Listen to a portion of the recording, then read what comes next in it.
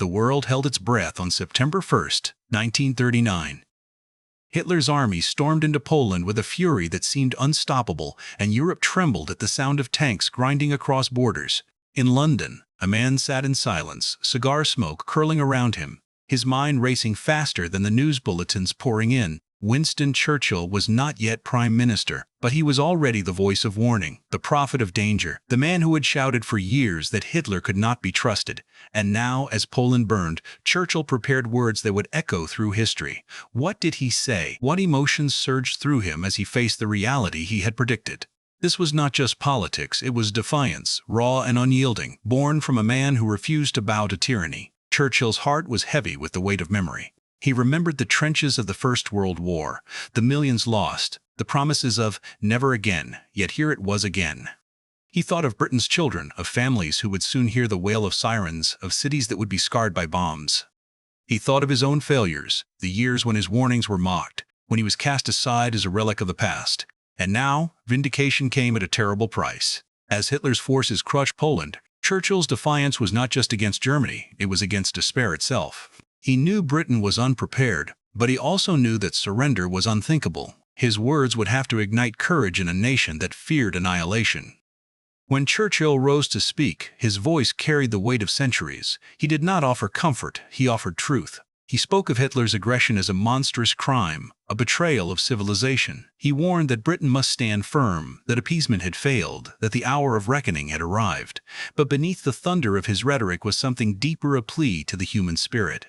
He wanted every listener to feel the fire of defiance, to believe that even in the darkest hour, courage could prevail. His words were not polished for diplomacy. They were forged in urgency, hammered by fear, sharpened by anger. And as he spoke, Britain began to awaken from its slumber. Churchill's defiance was more than a speech. It was a turning point. In that moment, he was not just a politician. He was a man standing against the tide of history, daring to believe that one nation could resist the storm. His words would ripple across Europe, reaching soldiers, mothers, and children who clung to hope. But what exactly did Churchill say when Hitler invaded Poland? What sentences carried the weight of defiance, the promise of resistance, the spark that would ignite Britain's fight for survival? In the next part of this journey, we will uncover the exact words, the hidden emotions, and the untold story behind Churchill's defiant stand. Years before Hitler's tanks rolled into Poland, Churchill had stood in Parliament, his voice rising against the tide of complacency. He warned that Germany was rearming, that Hitler's ambitions stretched far beyond treaties and promises. Yet his words were dismissed as alarmist, relics of a man many considered past his prime. As Poland fell, those ignored warnings returned like ghosts. Churchill's defiance was sharpened by bitterness. He had seen the danger, shouted it from rooftops, and been mocked for it. Now, as the world collapsed into war, he carried both vindication and sorrow. Churchill's speeches in the 1930s were filled with urgency, but Britain was weary of war. Politicians clung to appeasement, believing Hitler could be reasoned with. The Munich Agreement had been hailed as peace in our time, yet Churchill had called it a disaster. When Poland was invaded, he remembered those debates, the smug smiles of men who thought they had bought safety. His defiance was not just against Hitler, it was against the blindness of his own colleagues. He would not let Britain stumble into destruction without a fight. The invasion of Poland was more than a military act, it was a moral earthquake. Churchill saw it as proof that Hitler's word meant nothing, that treaties were scraps of paper. He believed Britain's honor was at stake, that silence would mean complicity. His defiance was rooted in a sense of duty not just to Britain, but to civilization itself. He wanted his countrymen to understand that this was not a distant war, it was a storm that would soon batter their own shores. As Churchill prepared to speak again, he carried the weight of history. He knew that his words must pierce through doubt, must awaken a nation lulled by false promises. He would remind them of the warnings ignored, the dangers dismissed, the price of appeasement. His defiance was not born in September 1939. It had been forged in years of struggle, sharpened by ridicule, and now unleashed with the force of truth. The streets of London buzzed with fear as news of Poland's fall spread. Families huddled around radios, listening for updates, wondering if Britain would act. Churchill's voice cut through the static, carrying a tone that was both grim and resolute. He spoke of duty, of honor, of the need to resist tyranny. His words were not gentle, they were a call to arms. For the first time in years, the British people began to feel the urgency he had long carried alone. Churchill's defiance was contagious. Newspapers printed his speeches. Citizens repeated his phrases, and whispers of courage spread through neighborhoods. He reminded them that Britain had faced dark hours before, that resilience was woven into their history. He painted Hitler not as an unstoppable force, but as a tyrant who could be defeated if Britain stood firm. His defiance became a spark, igniting a flame in hearts that had grown weary of politics. Yet Churchill knew words alone were not enough. Britain needed action, rearmament, alliances, preparation for the storm. He pressed for stronger defenses, for unity in Parliament, for a clear stand against Hitler. His defiance was practical as well as emotional. He wanted Britain ready to fight, not just ready to talk. He believed that courage must be matched with steel, that speeches must lead to strategy. As Britain awakened, Churchill's role shifted. He was no longer the lone voice crying in the wilderness. He was becoming the embodiment of resistance. His defiance was now Britain's defiance. His warnings now Britain's resolve. The invasion of Poland had shattered illusions, and Churchill's words had helped rebuild them into determination. The nation was stirring, and the man who had been ignored was now being heard. Inside the halls of Westminster, the atmosphere was tense and fractured. Britain's leaders were torn between fear and duty, between appeasement and resistance. Neville Chamberlain still clung to the hope that war could be avoided, that diplomacy might restrain Hitler. But Churchill's defiance was unrelenting. He argued that Britain's honor demanded action, that silence in the face of Poland's destruction would be a betrayal of everything the nation stood for. His words cut through the chamber like steel, forcing colleagues to confront the reality they had long denied. Churchill's speeches in those days were not polite debates, they were battles. He challenged ministers who hesitated, exposing their weakness with sharp wit and brutal honesty. He reminded them of Hitler's broken promises, of the Munich disaster, of the danger of waiting too long. His defiance was not just against Germany, it was against cowardice within his own government. He believed that Britain's survival depended on courage at the top, and he was determined to drag his colleagues into the fight, whether they liked it or not. He painted vivid pictures of what inaction would mean: German bombers over London, Nazi troops marching through Europe unchecked, Britain isolated and vulnerable. His defiance was rooted in foresight, in the grim knowledge that Hitler would not stop at Poland. He demanded that Britain act decisively, that it declare war, that it prepare for the storm. In those tense meetings, Churchill's defiance became a force of persuasion. He was not yet Prime Minister, but he was already shaping Britain's destiny. His words carried the weight of truth, and slowly, reluctantly, the cabinet began to shift. The divisions remained, but Churchill's defiance was planting seeds of resolve. Britain was inching toward war, and Churchill was leading the way. Beyond Parliament, the British people listened with growing unease. Radios crackled with news of Poland's suffering. Newspapers carried grim headlines, and families whispered about what might come next. Churchill's speeches reached them like a beacon in the fog. His defiance was not abstract, it was human, emotional, and direct. He spoke to ordinary citizens, urging them to prepare for sacrifice, to embrace courage, to believe that Britain could stand against tyranny. Churchill's words resonated because they were honest. He did not sugarcoat the danger, he acknowledged the fear. But he wrapped that fear in defiance, transforming it into strength. He reminded the people of Britain's history, of battles fought and won against overwhelming odds. He invoked the spirit of the nation, the resilience of its people, the unbreakable will that had carried them through centuries of struggle. His defiance became their defiance. Crowds gathered to hear him, newspapers quoted him, and conversations in pubs and markets echoed his phrases. For the people, Churchill's defiance was more than rhetoric, it was hope. In a time of uncertainty, when the future seemed dark and terrifying, his words offered a vision of resistance, of survival, of eventual victory. The nation was beginning to rally, and Churchill's defiance was the spark that lit the flame. As Britain prepared for war, the shadow of Munich loomed large. Just a year earlier, Chamberlain had returned from Germany declaring peace in our time, waving a treaty signed with Hitler. Churchill had denounced it as a disaster, a surrender disguised as diplomacy. Now, with Poland in ruins, his warnings were vindicated. His defiance was sharpened by the memory of that betrayal, by the knowledge that appeasement had cost Europe dearly. Churchill reminded the nation of Munich in his speeches, using it as proof that Hitler could not be trusted. He painted the agreement as a symbol of weakness, a lesson in the dangers of compromise with tyranny. His defiance was rooted in the belief that Britain must never repeat that mistake, that it must stand firm no matter the cost. The memory of Munich haunted Britain, fueling anger and regret.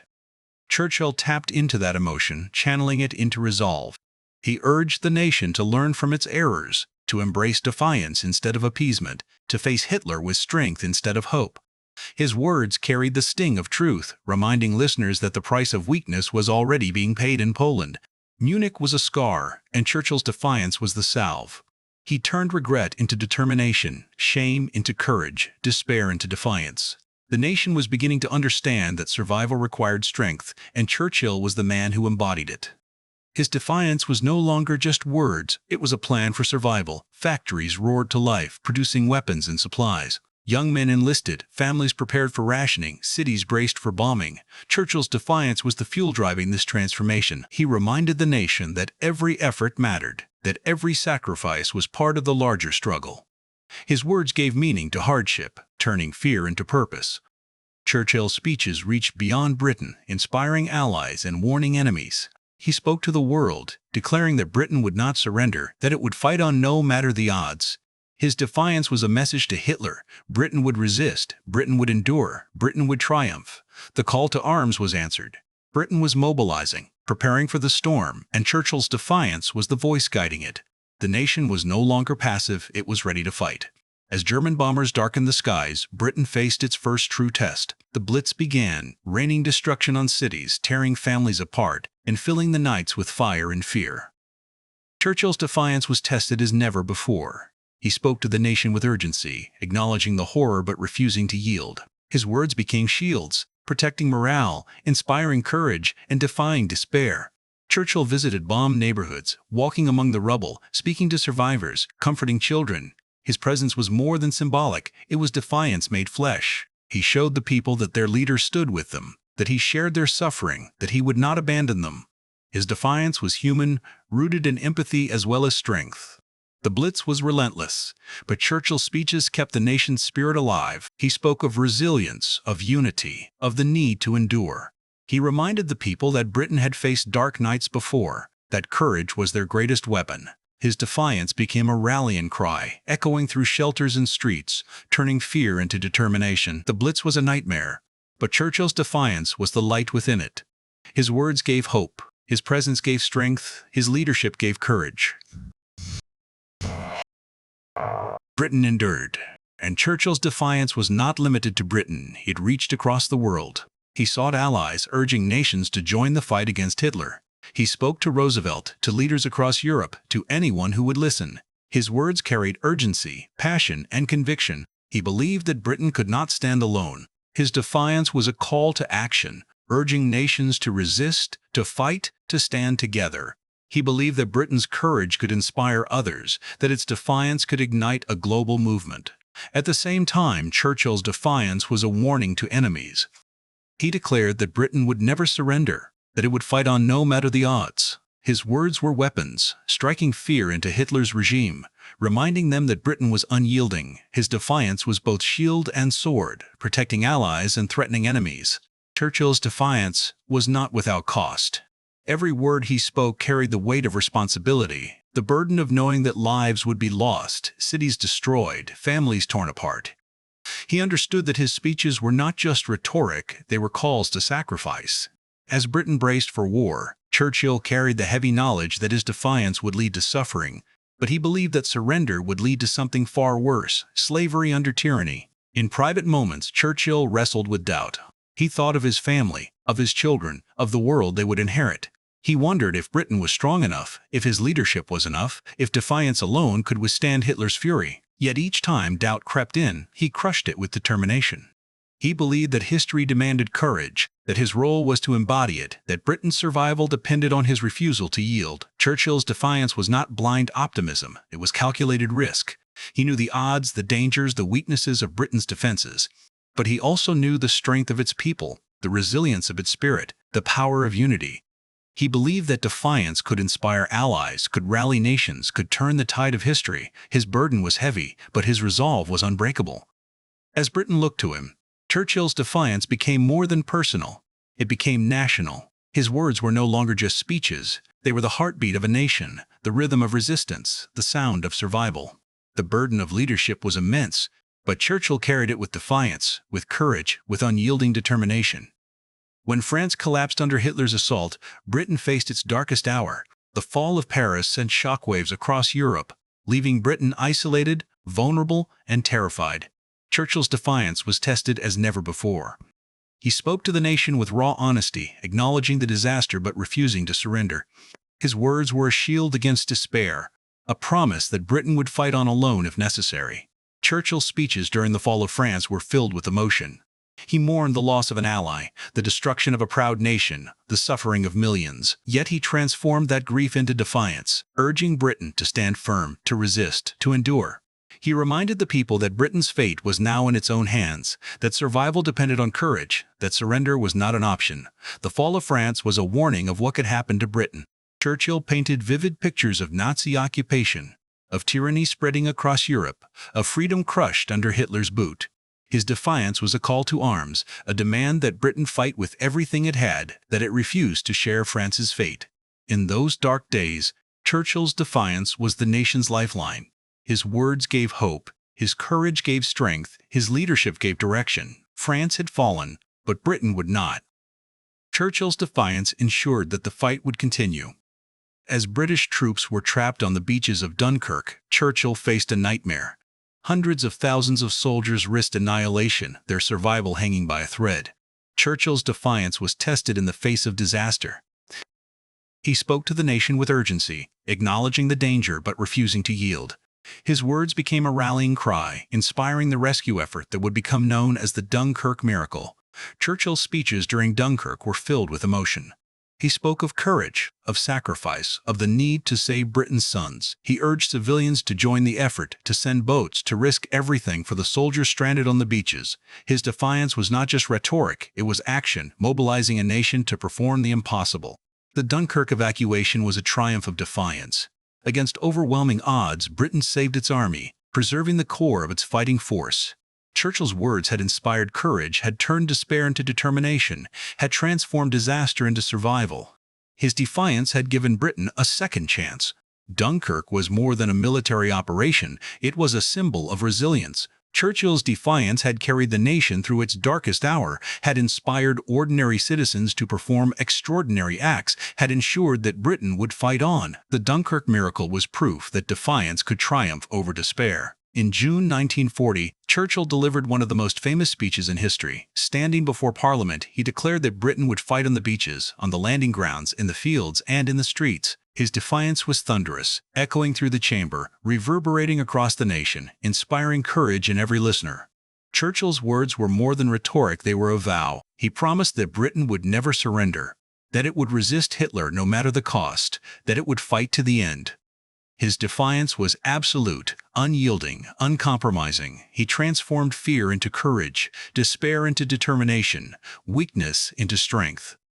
The "We shall fight" speech was a turning point. It galvanized the nation, inspired allies, and warned enemies. It became a symbol of Britain's resilience, a declaration of defiance that would echo through history. Churchill's words were not just speeches, they were weapons, striking fear into Hitler's regime, inspiring hope in Britain's people. The speech was more than a moment, it was a movement. Churchill's defiance had become Britain's defiance. His vow had become the nation's vow. His courage had become the nation's courage. The "We shall fight" speech was the embodiment of defiance, the sound of survival, the voice of victory. As German planes filled the skies, Britain faced its greatest test. The Battle of Britain had begun, a struggle for survival, a fight for the nation's very existence. Churchill's defiance was tested as never before. He spoke to the nation with urgency, acknowledging the danger but refusing to yield. His words became a rallying cry, inspiring pilots, soldiers, and civilians alike. Churchill's speeches during the Battle of Britain were filled with emotion. He spoke of courage, of sacrifice, of the need to endure. He reminded the people that Britain's fate depended on its pilots, that the skies were the battlefield, that survival required defiance. His words gave hope, gave strength, gave direction. The Battle of Britain was relentless, but Churchill's defiance kept the nation's spirit alive. He spoke of resilience, of unity, of the need to fight on. He reminded the people that Britain had faced dark hours before, that courage was their greatest weapon, that defiance was their shield. The Battle of Britain was a nightmare, but Churchill's defiance was the light within it. His words gave hope, his presence gave strength, his leadership gave courage. Britain endured, and Churchill's defiance was the reason why. In August 1940, Churchill delivered another legendary speech, praising the Royal Air Force pilots who defended Britain's skies. He declared that never in the field of human conflict was so much owed by so many to so few. His defiance was not just against Hitler, it was a tribute to the courage of Britain's defenders. Churchill's words honored the pilots who risked their lives daily, who fought against overwhelming odds, who protected the nation with their courage. His defiance was rooted in gratitude, in admiration, in respect. He believed that their sacrifice was the embodiment of Britain's resilience, the symbol of its defiance. The speech inspired the nation, reminding citizens that their survival depended on the courage of a few. It transformed fear into pride, despair into admiration, weakness into strength. Churchill's defiance was contagious, spreading through the nation, inspiring courage in every listener. The few became a symbol of Britain's resilience, a testament to its courage, a declaration of defiance. Churchill's words immortalized the pilots, honored their sacrifice, and inspired the nation. His defiance had become Britain's defiance, his courage had become the nation's courage, his words had become history. By 1941, Britain stood bloodied but unbroken. The Blitz had scarred its cities, the Battle of Britain had drained its pilots, and the nation was exhausted. Yet Churchill's defiance remained unshaken.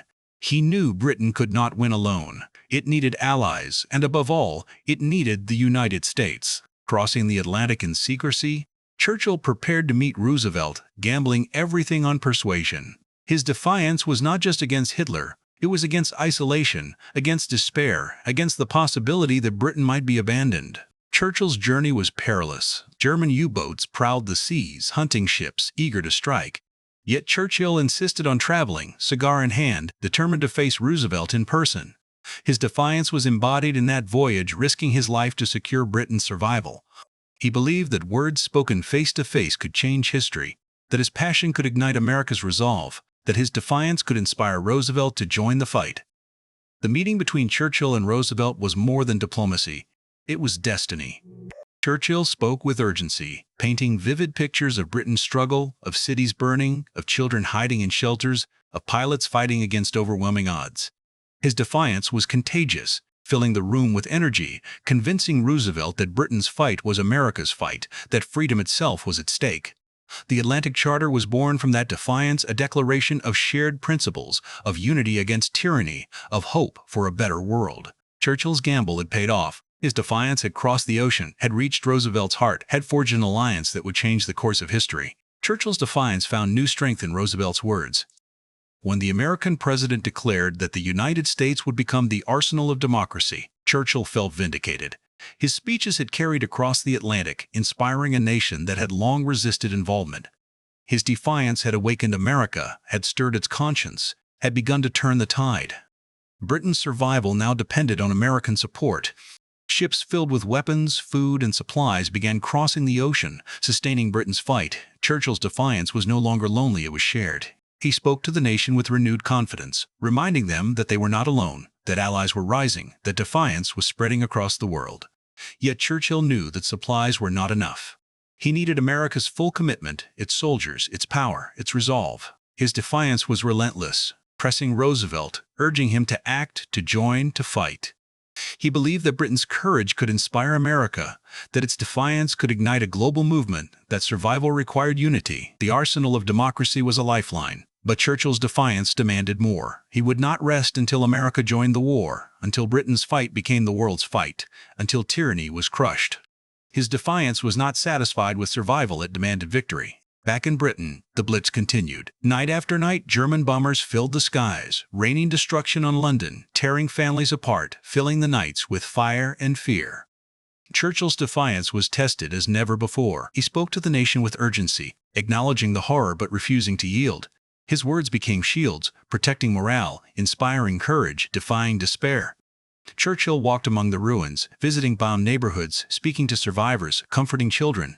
His presence was more than symbolic, it was defiance made flesh. He showed the people that their leader stood with them, that he shared their suffering, that he would not abandon them. His defiance was human, rooted in empathy as well as strength. The siege of London was relentless, but Churchill's speeches kept the nation's spirit alive. He spoke of resilience, of unity, of the need to endure.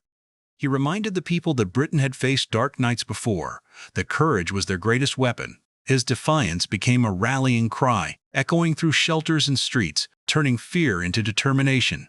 The siege was a nightmare, but Churchill's defiance was the light within it. His words gave hope, his presence gave strength, his leadership gave courage. Britain endured, and Churchill's defiance was the reason why.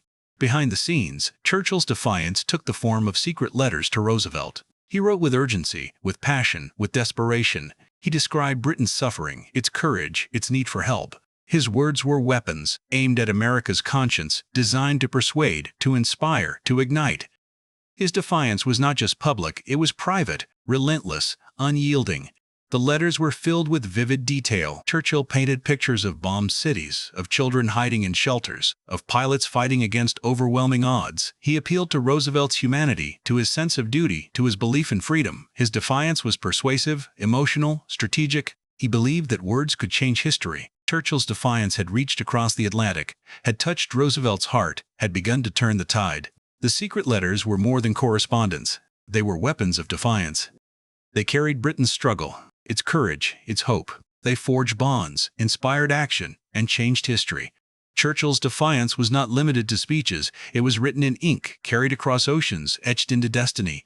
By late 1941, Churchill's defiance was reaching its climax. Britain had endured the Blitz, had survived Dunkirk, had fought the Battle of Britain, had forged alliances, had inspired America. Yet the war raged on, relentless, brutal, unforgiving. Churchill's defiance was tested daily, but it remained unbroken. He believed that victory was possible, that survival was certain, that defiance was the key. The turning point came with America's entry into the war. When Japan attacked Pearl Harbor, Roosevelt declared war, and Churchill's defiance was vindicated. His relentless persuasion, his speeches, his letters, his presence all had led to this moment. Britain was no longer alone. The world was joining the fight. Churchill spoke to the nation with triumph, with relief, with renewed courage. He declared that the tide was turning, that allies were rising, that victory was within reach. His defiance was now global, shared by nations across the world, united against tyranny. The turning point was more than a moment, it was a movement. Churchill's defiance had carried Britain through its darkest hours, had inspired allies, had forged unity, had changed history. The war was far from over, but the path to victory had begun. Churchill's defiance was the spark that lit the flame, the voice that carried the world, the force that turned the tide. When Hitler turned his armies eastward and invaded the Soviet Union in June 1941, the world shifted once again. Churchill's defiance was tested in a new way. For years he had despised communism, had warned against Stalin's tyranny, had considered the Soviet Union an enemy of freedom. Yet now, faced with Hitler's aggression, Churchill saw opportunity. His defiance was pragmatic. He declared that anyone fighting Hitler was Britain's ally, no matter their ideology. Churchill's speeches reflected this transformation. He spoke of unity, of the need to stand together against tyranny, of the importance of alliances. He reminded the nation that survival required cooperation, that defiance must be shared, that victory demanded unity. His words were bold, controversial, but necessary. He believed that Britain's defiance could inspire allies, could forge bonds, could change history. The Grand Alliance was born. Britain, the United States, and the Soviet Union united against Hitler. Churchill's defiance had created a coalition, had forged unity, had transformed enemies into allies. His words had carried across oceans and borders, had inspired nations, had built a movement.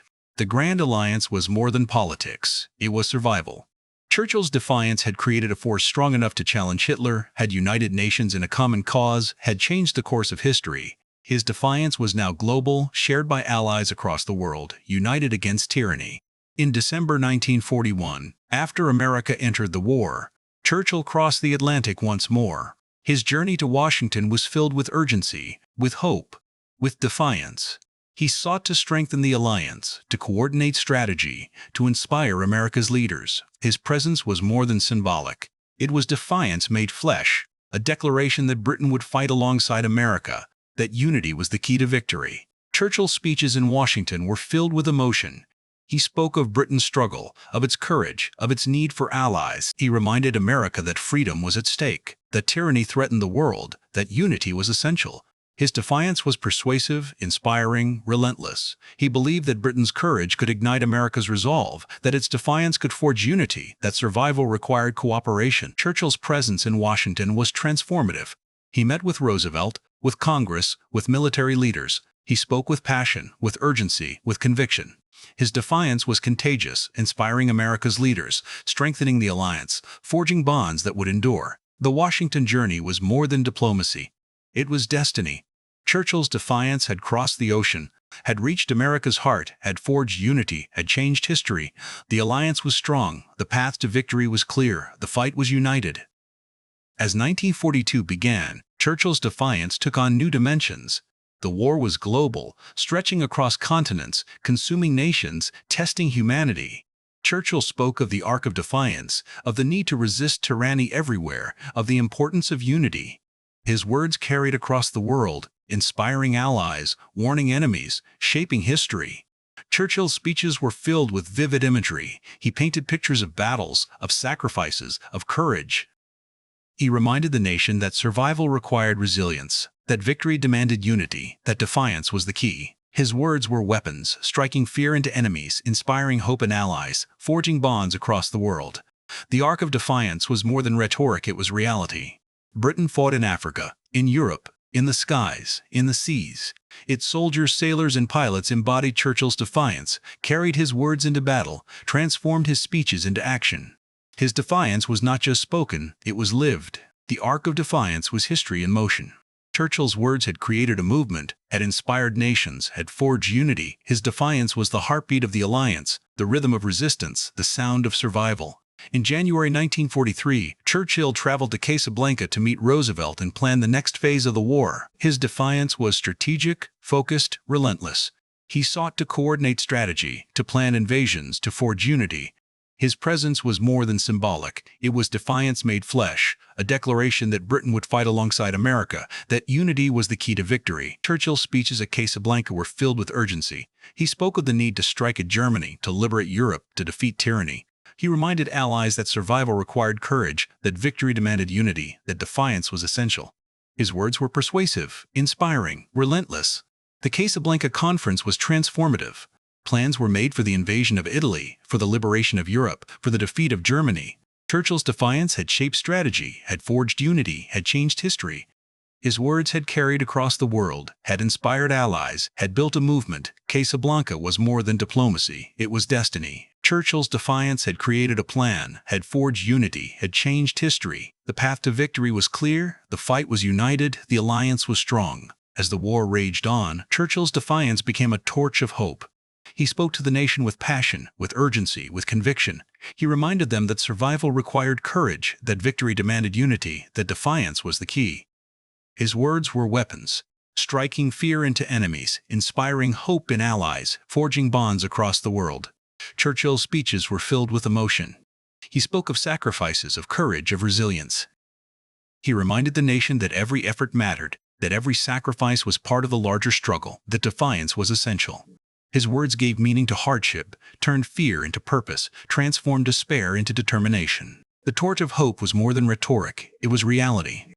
Britain fought in Africa, in Europe, in the skies, in the seas. Its soldiers, sailors, and pilots embodied Churchill's defiance, carried his words into battle, transformed his speeches into action. His defiance was not just spoken, it was lived. The torch of hope was history in motion. Churchill's words had created a movement, had inspired nations, had forged unity. His defiance was the heartbeat of the alliance, the rhythm of resistance, the sound of survival. By mid-1943, Churchill's defiance was focused on striking at the soft underbelly of Europe. He believed that Italy, weakened and weary, could be pried from Hitler's grip, opening a new front and relieving pressure on the Soviets. His speeches carried urgency, painting vivid images of Allied soldiers marching through Mediterranean lands, of tyranny collapsing under the weight of defiance. He argued passionately with Roosevelt and Stalin, insisting that Italy was the key to breaking Hitler's empire. Churchill's defiance was strategic as well as emotional. He reminded his allies that Britain had fought in North Africa, had endured hardship, had earned the right to shape strategy. He believed that Italy's collapse would shatter Hitler's confidence, weaken his armies, and inspire occupied nations. His words were persuasive, relentless, filled with conviction. The invasion of Sicily and Italy was brutal, but Churchill's defiance carried the Allies forward. He spoke of courage, of sacrifice, of the need to endure. He reminded soldiers that their fight was part of a larger struggle, that their defiance was essential, that victory demanded unity. His words gave meaning to hardship, turned fear into purpose, transformed despair into determination. Italy's surrender was a triumph of defiance. Churchill's vision had become reality. His strategy had borne fruit. His words had shaped history. The invasion of Italy was more than a military operation. It was proof that defiance could topple tyranny, that courage could change destiny, that Churchill's voice could alter the course of war. In late 1943, Churchill traveled to Tehran to meet Roosevelt and Stalin. His words were weapons, aimed at forging bonds, at shaping destiny, at ensuring survival. Churchill's speeches at Tehran were filled with vivid imagery. He painted pictures of Europe's suffering, of nations yearning for freedom, of tyranny collapsing under the weight of defiance. He reminded his allies that survival required unity, that victory demanded cooperation, that defiance was essential. His words were persuasive, inspiring, relentless. The Tehran Conference was transformative. Plans were made for the invasion of France, for the liberation of Europe, for the defeat of Germany. Churchill's defiance had shaped strategy, had forged unity, had changed history. His words had carried across the world, had inspired allies, had built a movement. Tehran was more than diplomacy. It was destiny. Churchill's defiance had created a plan, had forged unity, had changed history. The path to victory was clear. The fight was united. The alliance was strong. As 1944 approached, Churchill's defiance was focused on the greatest gamble of the war, the invasion of France. He spoke of courage, of sacrifice, of destiny. He reminded the nation that survival required risk, that victory demanded unity, that defiance was the key. His words carried urgency, painting vivid images of soldiers storming beaches, of tyranny collapsing, of freedom rising. Churchill's speeches about D-Day were filled with emotion. He spoke of the need to liberate Europe, to free nations, to defeat tyranny. He reminded the nation that the invasion would be brutal, that sacrifices would be immense, that courage was essential. His defiance was persuasive, inspiring, relentless. The D-Day vision was more than rhetoric, it was reality. Plans were made, soldiers trained, ships prepared. Churchill's defiance had shaped strategy, had forged unity, had changed history. His words had carried across the world, had inspired allies, had built a movement. D-Day was destiny. Churchill's defiance had created a plan, had forged unity, had changed history. The path to victory was clear, the fight was united, the alliance was strong. On June 6, 1944, the Allies stormed the beaches of Normandy. Churchill's defiance was embodied in every soldier, in every ship, in every plane. His words had inspired courage, had forged unity, had created destiny. The longest day was brutal, filled with sacrifice, filled with courage, filled with defiance. Churchill's speeches about D-Day were filled with emotion. He spoke of the need to endure, to fight, to triumph. He reminded the nation that survival required courage, that victory demanded unity, that defiance was essential. His words gave meaning to hardship, turned fear into purpose, transformed despair into determination. The longest day was more than a battle, it was a turning point. Churchill's defiance had carried the Allies forward, had inspired courage, had forged unity. His words had shaped history, had created destiny, had changed the world. D-Day was victory. Churchill's defiance had created a plan, had forged unity, had changed history. The path to triumph was clear, the fight was united, the alliance was strong. In August 1944, Paris was liberated. Churchill's defiance was vindicated, his vision realized, his words fulfilled. He spoke of triumph, of freedom, of destiny. He reminded the nation that survival required courage, that victory demanded unity, that defiance was the key. His words carried joy, carried pride, carried hope. Churchill's speeches about Paris were filled with emotion. He spoke of the city's suffering, of its courage, of its resilience. He reminded the nation that liberation was proof that defiance could triumph. Churchill's defiance had carried the Allies forward, had inspired courage, had forged unity. His words had shaped history, had created destiny, had changed the world. Paris was freedom. Churchill's defiance had created a plan, had forged unity, had changed history. The path to triumph was clear, the fight was united, the alliance was strong. By early 1945, the Allied army stood at the banks of the Rhine, the great river that had long symbolized Germany's strength. Churchill's defiance was sharpened by anticipation. He spoke of destiny, of courage, of the need to press forward. His words carried urgency, painting vivid images of soldiers crossing the river, of tyranny collapsing, of freedom rising. He reminded the nation that survival required risk, that victory demanded unity, that defiance was the key. Churchill's speeches about the Rhine were filled with emotion. He spoke of the sacrifices that had brought the Allies to this point, of the courage of soldiers, of the resilience of nations. He reminded the people that the crossing was more than a military operation. It was a symbol of defiance, a declaration that tyranny would be crushed, that freedom would prevail. The crossing of the Rhine was brutal, but Churchill's defiance carried the Allies forward. He spoke of resilience, of unity, of the need to endure. His words gave meaning to hardship, turned fear into purpose, transformed despair into determination. His defiance was not just rhetoric, it was action, embodied in every soldier who crossed the river. The Rhine was more than a river, it was a barrier, a symbol, a challenge. As Allied forces pushed deeper into Germany, the Nazi regime began to crumble. Cities fell, armies surrendered, tyranny collapsed. Churchill's defiance was vindicated. He spoke of triumph, of freedom, of destiny. His words carried joy, carried pride, carried hope. He reminded the nation that survival required courage, that victory demanded unity, that defiance was the key. Churchill's speeches about Germany's collapse were filled with emotion. He spoke of the suffering that had been endured, of the sacrifices that had been made, of the courage that had carried the Allies forward. He reminded the people that victory was proof that defiance could triumph, that courage could change destiny, that unity could defeat tyranny. The collapse of the Reich was more than a military victory, it was a moral triumph. Churchill's defiance had carried the Allies forward, had inspired courage, had forged unity. His words had shaped history, had created destiny, had changed the world.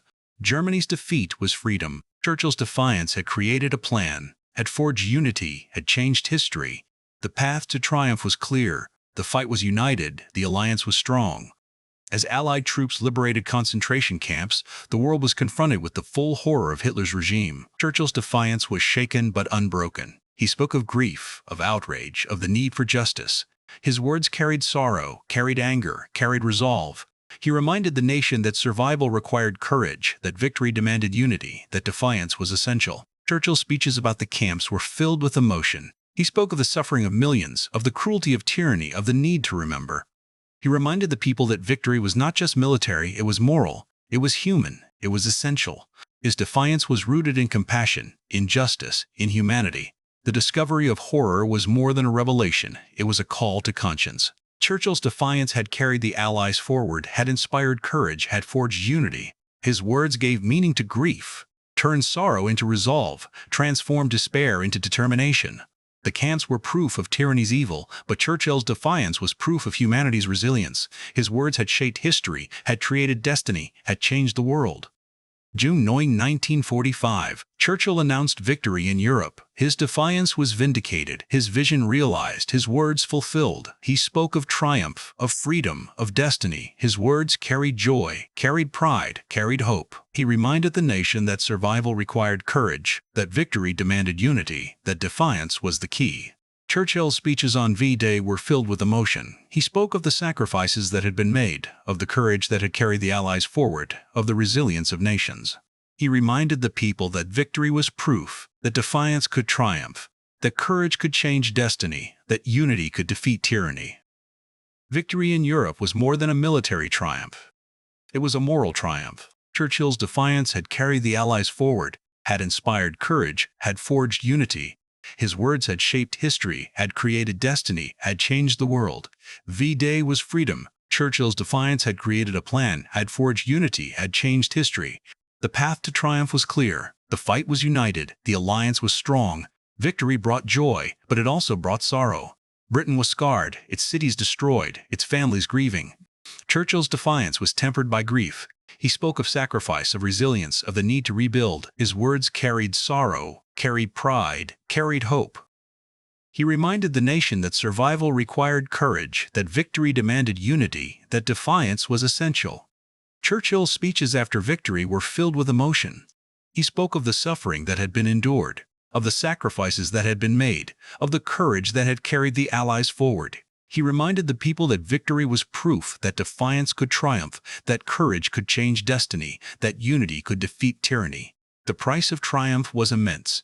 Britain was exhausted, its people weary, its future uncertain. Victory was freedom, but it was also responsibility. Churchill's defiance had carried the nation through war, had inspired courage, had forged unity. His words now carried the promise of peace, the hope of renewal, the vision of a better world. Germany defeated. Europe awoke to a fragile dawn of peace. Cities lay in ruins, families mourned, and nations struggled to rebuild. Churchill's defiance, once the weapon of survival, now became the voice of renewal. He spoke of resilience, of the need to heal, of the importance of unity. His words carried sorrow for the losses, pride in the victories, and hope for the future. He reminded the nation that peace was not the absence of struggle, it was the reward of defiance, the fruit of courage, the promise of survival. Churchill's speeches after victory were filled with emotion. He spoke of the sacrifices that had been made, of the courage that had carried the Allies forward, of the resilience of nations. He reminded the people that peace was proof, that defiance could triumph, that courage could change destiny, that unity could defeat tyranny. His defiance was now focused on rebuilding, on healing, on restoring. The dawn of peace was more than a moment, it was a movement. Churchill's defiance had carried the nation through war, had inspired courage, had forged unity. His words now carried the promise of renewal, the hope of reconstruction, the vision of a better world. His defiance was not just against tyranny, it was against despair, against division, against hopelessness. Peace was freedom, but it was also responsibility. Churchill's defiance had created a plan, had forged unity, had changed history. His words now carried the promise of peace, the hope of renewal, the vision of a better world. Even as peace settled over Europe, Churchill's defiance remained vigilant. He saw new dangers rising, new tyrannies emerging, new threats looming. In 1946, he spoke of an iron curtain descending across Europe, warning of Soviet expansion, of the dangers of complacency, of the need for vigilance. His defiance was not silenced by victory, it was sharpened by foresight, by the knowledge that tyranny was never truly defeated. Churchill's speeches about the Iron Curtain were filled with urgency. He painted vivid pictures of nations trapped behind walls, of freedoms crushed, of hopes destroyed. He reminded the world that survival required vigilance, that victory demanded unity, that defiance was essential. His words were persuasive, inspiring, relentless. The Iron Curtain warning was more than rhetoric, it was prophecy. Churchill's defiance had carried the world through war, had inspired courage, had forged unity. His words now carried the promise of vigilance, the hope of freedom, the vision of a better world. The Iron Curtain was a challenge, but Churchill's defiance was the answer. His words had shaped history, had created destiny, had changed the world. His defiance was not just against Hitler, it was against tyranny in all its forms, against oppression, against despair. As Churchill aged, his defiance became legacy. He spoke of history, of memory, of the need to remember. His words carried sorrow for the losses, pride in the victories, hope for the future. He reminded the nation that survival required courage, that victory demanded unity, that defiance was essential. His defiance was now focused on teaching, on guiding, on inspiring. Churchill's speeches about legacy were filled with emotion. He spoke of the sacrifices that had been made, of the courage that had carried the Allies forward, of the resilience of nations. He reminded the people that history was proof, that defiance could triumph, that courage could change destiny, that unity could defeat tyranny. The burden of legacy was immense. Churchill's defiance had carried the nation through war, had inspired courage, had forged unity. His words now carried the promise of memory, the hope of remembrance, the vision of a better world. His defiance was not just against tyranny, it was against forgetfulness, against complacency, against indifference. Legacy was freedom, but it was also responsibility. Churchill's defiance had created a plan, had forged unity, had changed history. His words now carried the promise of peace, the hope of renewal, the vision of a better world. In his final years, Churchill's defiance softened but never disappeared. He spoke of peace, of unity, of the need to remember. His words carried sorrow for the losses, pride in the victories, hope for the future. He reminded the nation that survival required courage, that victory demanded unity, that defiance was essential. Churchill's final speeches were filled with emotion. He spoke of the sacrifices that had been made, of the courage that had carried the Allies forward, of the resilience of nations. He reminded the people that history was proof that defiance could triumph, that courage could change destiny, that unity could defeat tyranny. The final speeches were more than words, they were legacy. Churchill's defiance had carried the nation through war, had inspired courage, had forged unity. His words now carried the promise of peace, The hope of renewal, the vision of a better world. The final speeches were freedom. Churchill's defiance had created a plan, had forged unity, had changed history. His words now carried the promise of peace, the hope of renewal, the vision of a better world.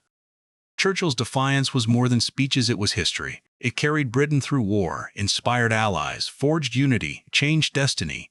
His words were weapons, shields, torches. They gave meaning to hardship, turned fear into purpose, transformed despair into determination. His defiance was the heartbeat of a nation, the rhythm of resistance, the sound of survival. Churchill's legacy was defiance. It was proof that courage could triumph, that unity could defeat tyranny, that resilience could change history. His words carried sorrow, carried pride, carried hope. They reminded the world that survival required courage, that victory demanded unity, that defiance was essential. The legacy of defiance was more than memory, it was inspiration. Churchill's words continue to echo, to inspire, to guide.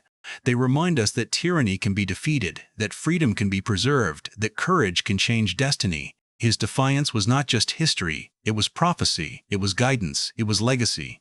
Churchill's defiance was eternal. It shaped history, created destiny, changed the world. His words carried the promise of peace, the hope of renewal, the vision of a better world. His legacy was defiance, and it will endure forever.